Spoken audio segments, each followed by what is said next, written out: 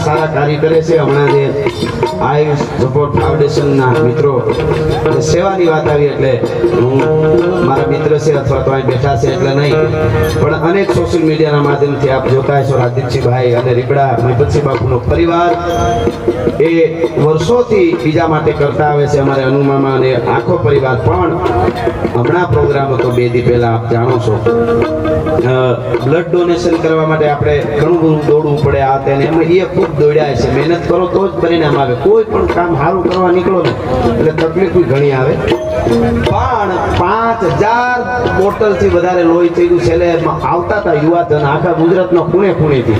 એને એવું કેવું પડ્યું બસ હવે કારણ કે પછી કેટલું બધા લેવાવાળા ક્યાં લોહી લેવું ક્યાં એને હાથવા. છેલ્લે એને કાયદેસર કેવું પડ્યું કે આપ બધાનો આભાર, પણ અમારે ઘણું થઈ ગયું છે. લોહી દેવામાં આડા હાથ દેવા પડે. એ રીબડાના ટીંબાને એકવાર આપણે વધાવવો જોઈએ. સેવાની મિસાલ કોને કહેવાય ગુજરાત અને દુનિયાને ખબર પડી.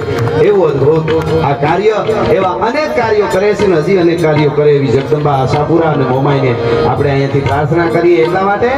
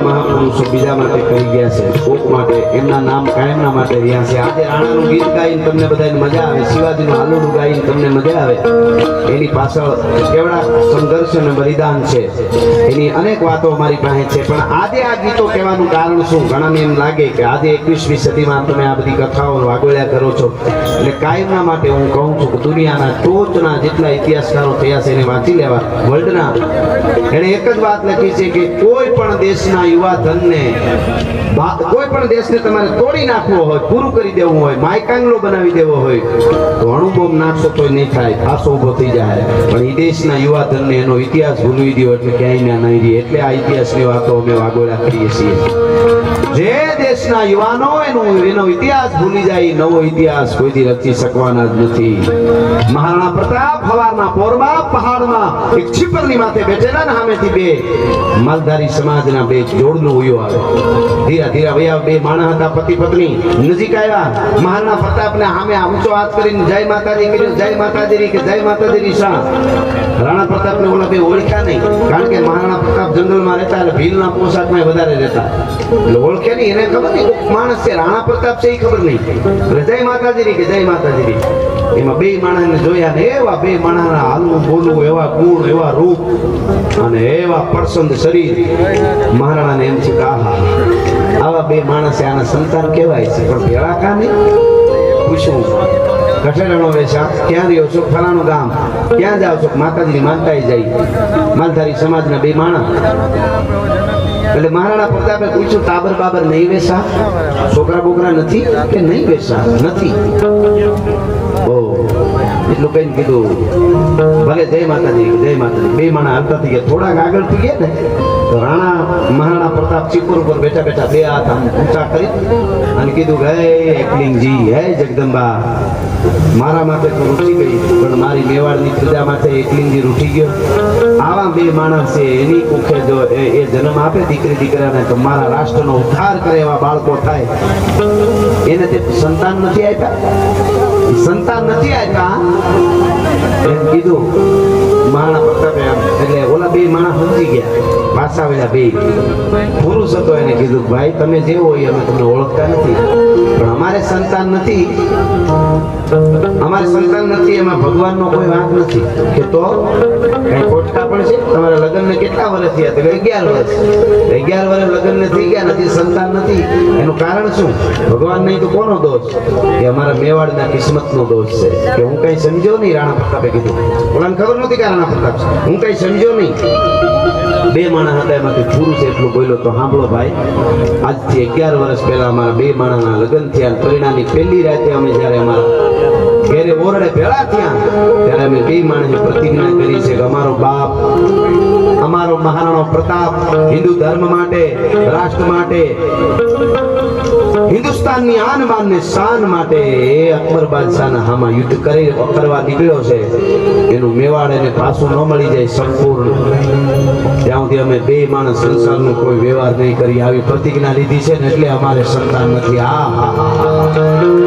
મહારાણા પ્રતાપની બખ્તરની કડીઓ ફૂટવા માંડી. પોરહમાં છાતી ફૂલાઈ ગઈ અને એટલું કીધું કે વાહ એકલિંગજી, આવી પ્રતિજ્ઞાઓ લેવા વાળા જ્યાં સુધી મારી મેવાડની ધરતીમાં માણસો જીવે છે ત્યાં સુધી તાકાત નથી અકબરના બાપની હિન્દુસ્તાનની દીકરી હામી કોઈ કડવી બીજ કરી શકે. આવું કરવું પડે છે. અને એટલા માટે મને અહીંયા કહેવાનું મન થાય,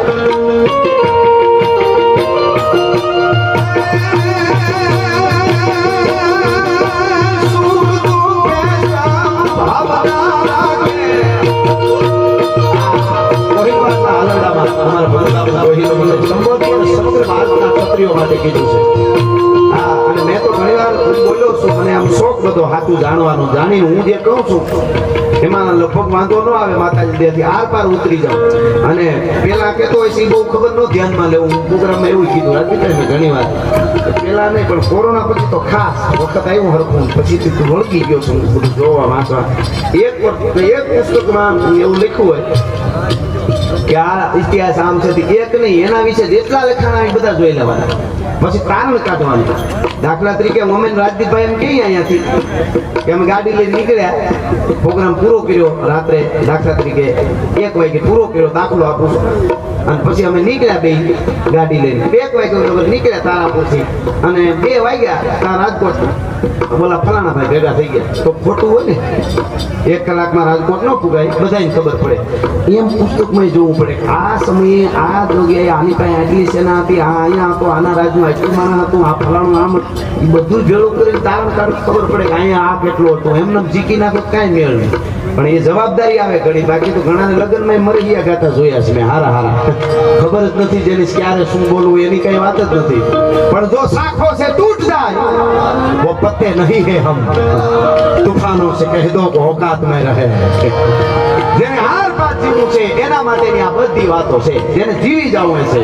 દ્વંદ કહા તક પાલા જાય, યુવાનો તમારા બધાય માટે દ્વંદ કહા તક પાલા જાય, યુદ્ધ કહા તક टाला जाए, तू भी राणा का वंशज है, फेंक कहां तक भाला जाए, द्वंद कहां तक पाला जाए और युद्ध कहां तक टाला जाए. આ દેશનો યુવાન એવો હોવો જોઈએ કે દુનિયાને ખબર પડે ભારતનો યુવાન કેવો હોય. એના માટે ઘણું ઘણું કરવું પડે, ઘણું ઘણું ગહાવવું પડે. એ વાત હકીકત છે, એમનું નથી થતું. રાતનું રાત ઉજાગરા કરવા પડે, તબિયત સારી હોય ન હોય.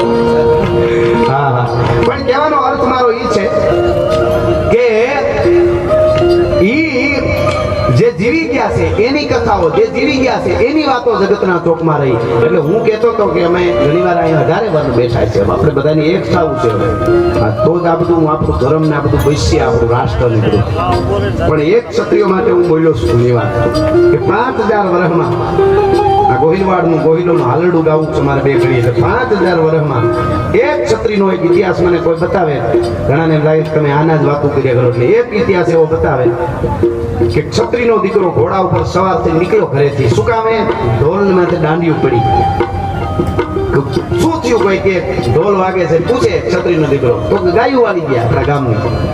અને પછી બાગડતા નીકળ્યો, ઘોડામાંથી સવાર થઈ નીકળ્યો, ગામના ભાદરમાં પૂગ્યો. એમાં કોકે કીધું કઈ બાજુ જાવ દરબાર? અરે કે ગાયું વાળી જાય, કોક દુશ્મનોને મારવા જાઉં છું, ગાયુંને પાછી વાળવા. અરે પણ તમને એ ખબર છે એ ગાયું તો પટેલની છે, એ ગાયું તો દલિતની છે, એ તો ગઢવીની ગાયું છે, એ તો પ્રજાપતિની ગાયું છે, એ તો ચૌધરીની છે. એવું છે?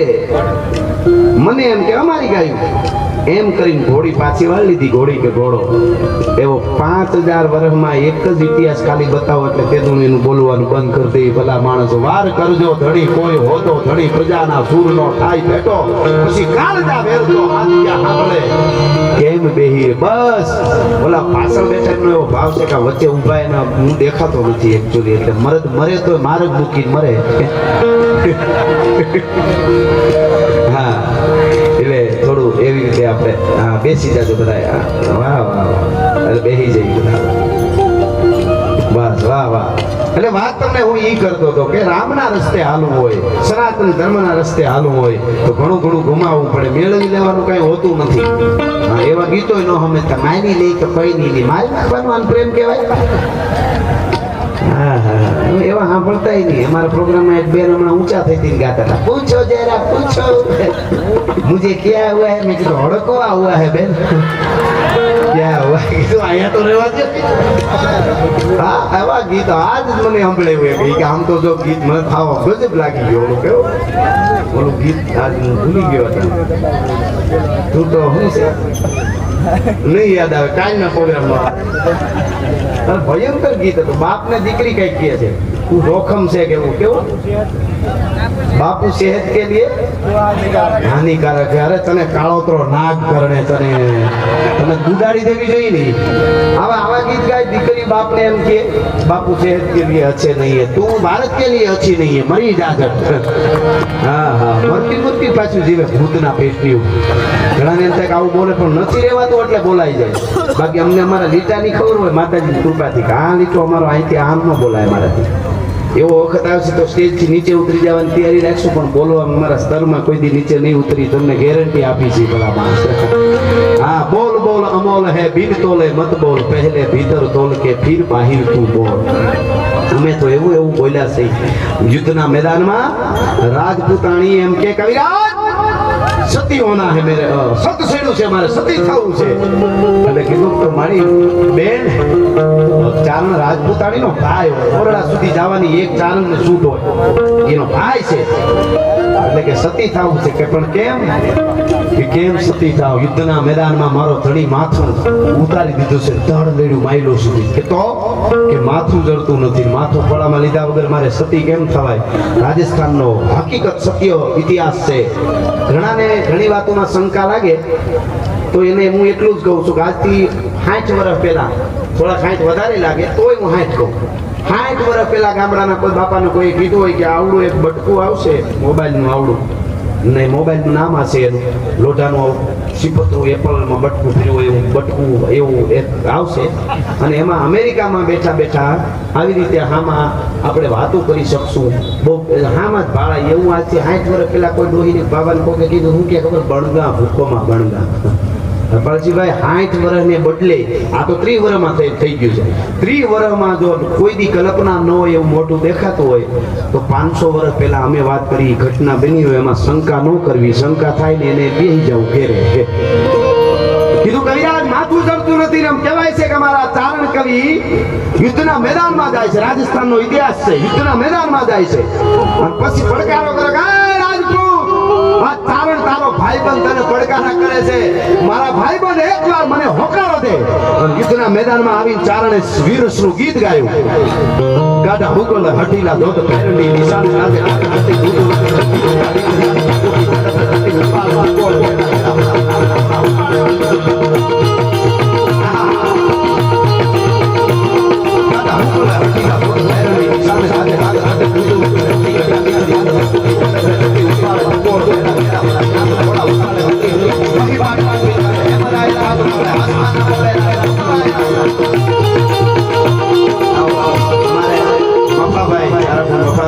બધા મિત્રો આવ્યા છે, એમને સ્વાગત કરીએ છીએ. પધારો પધારો.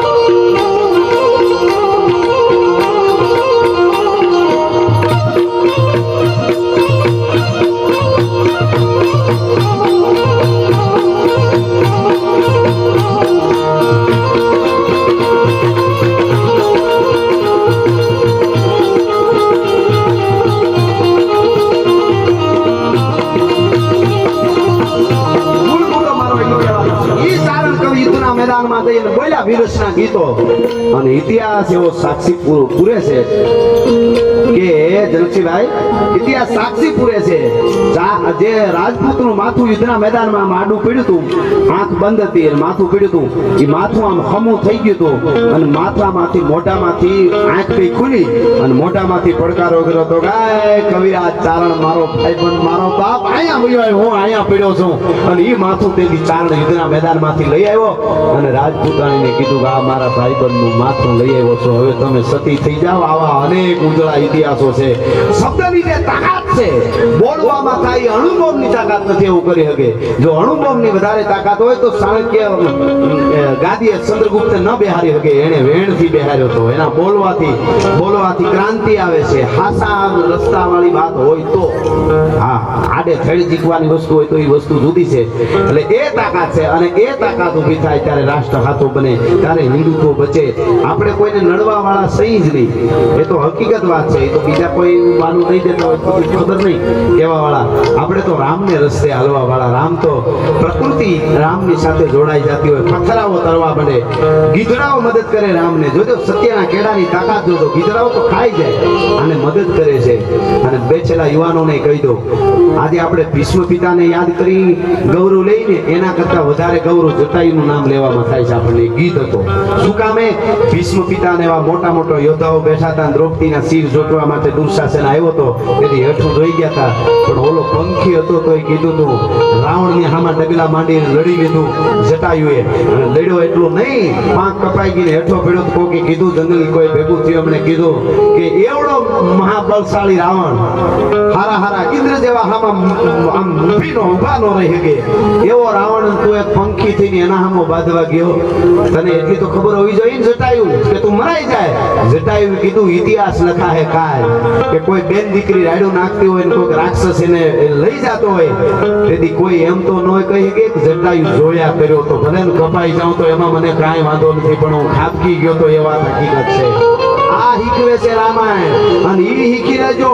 એક જુવાન રામાયણની વાત કરું છેલ્લે, પછી છેલ્લે મારે સભાકરું લેવું છે. એક જુવાન આમ હથિયારને ધાર કાઢતો તો યુવાનો નોંધ લેજો. અને ચારણ તરીકે આવ્યો છું અહીંયા, એટલે સાચું કેવું જોઈએ. આકરું લાગે કોઈ વાંધો નહીં, તમારા માથે પાંગડી પહેરી લેજો, એનો મને કાંઈ વાંધો નથી. હથિયારને આમ ધારું કાઢતો તો એક જુવાન ભારતનો તરવરિયો જુવાન, ઝીણી ઝીણી મૂછડીયું, અને એમાં ઓશિંતાની એક છોકરી આવી. આ રામાયણની વાત કરું છું, ઓથેન્ટિક હો. એક છોકરી આવીને કીધું કે હું તને પ્રેમ કરું છું, મારે તારી હારે લગ્ન કરવા છે, તારી હારે લગ્ન કરવા છે અને પ્રેમ કરું છું. આવું કીધું એ જુવાનને છોકરી આવી. ત્રેતાયુગની વાત છે. અને એવું રૂપ ધારણ કરીને આવેલી, આવું તો ન જોયું આ દેશના જુવાને. દીર્ઘામ તો તેનાથી આમ કરીને આમ નાકને કાન કાપી નાખ્યા અને કીધું, હું તારા જેવી વાંદરીઓ કેટલી બળ ખાતી હોય, હું દશરથનો દીકરો લક્ષ્મણ છું, સુરપંખા તાકાત નથી તારામાં મોહિત થઈ જાવ તારી. તું ગમે એવા ઠુમકા મારે, ગમે એ કરે. આ ભારતનો યુવાન હોય, પિયર બારમાં મેને પૂછે કેમ ગઈ, પછી કે રાહડા બોલો. મારા ક્યાં બોલવા જાઉં રાહડા? થોડુંક જોતા રહેજો, અમારી વાર્તાઓ ન લાગે.